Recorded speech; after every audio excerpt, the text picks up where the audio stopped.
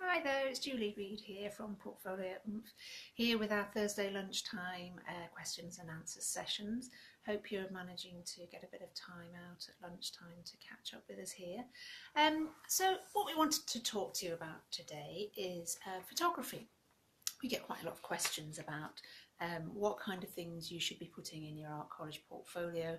Should I include photography? Sometimes as well we also get the question, should I include video?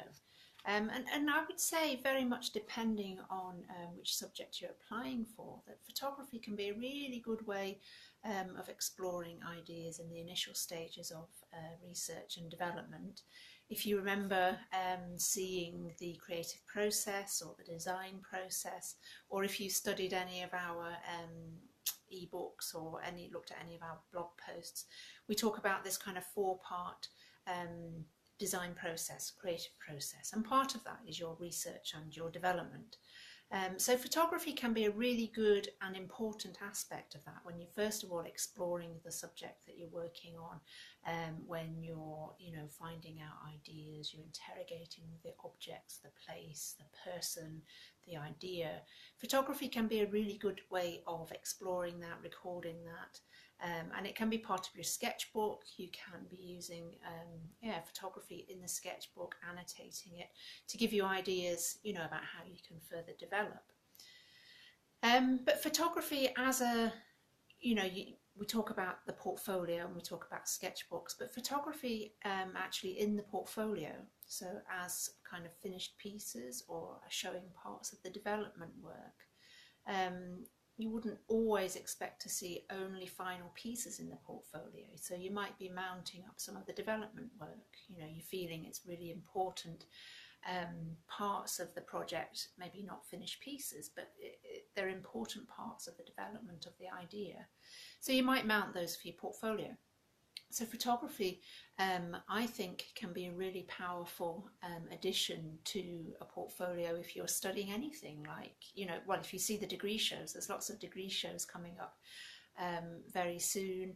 And you go around the degree shows and you studying painting, for example, there'll be photography, no doubt. There'll be video, perhaps.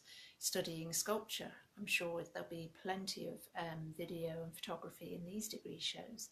And the design subjects too, you think about graphic design, visual communication, what is going on in the world of visual communication. Visual communication isn't these days always about graphic design for print.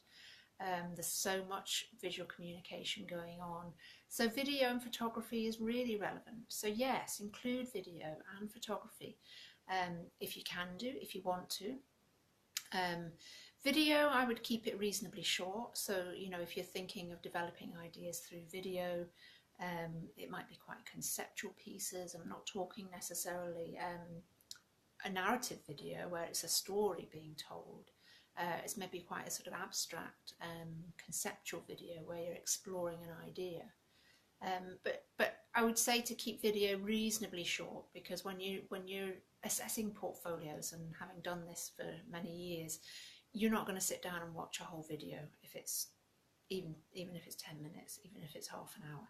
So try and keep a video short, or you may want to decide to just do a very short edit of a video for submission and a fuller length version for showing elsewhere.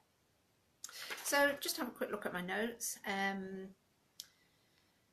Yeah, and I think with video, well, with photography and video these days, you've so much more access to good equipment. It used to be that you had to have a decent, SLR camera. And if you've got an SLR camera, then that's great. Use that, because you've got much more flexibility and much more control over the manual settings for photography particularly. But now these days, everybody's got a phone, everybody's got a tablet. Well, not everybody, but a lot of people have. And the cameras on the iPhones particularly are great. So photography and video is, it's accessible to everybody really these days. And the apps for doing video editing, even in camera, can be great. So if you do want to make video and edit it on your phone, on your tablet, on whatever it is you've got, then it's just really, it's kind of opened up the world of video and photography you know, all these kind of gadgets that we've got. Okay, so does anybody have any questions? We've got a few people watching. If you've got any questions about the use of video or the use of photography in your portfolios, then please, you know, put them in the comments box below, and I will come back to this post later, and if there's comments later on, I'll respond to those. But if you've got any just general questions as well, please ask me just now. I'm here and we'll be, you know, just for a few more minutes.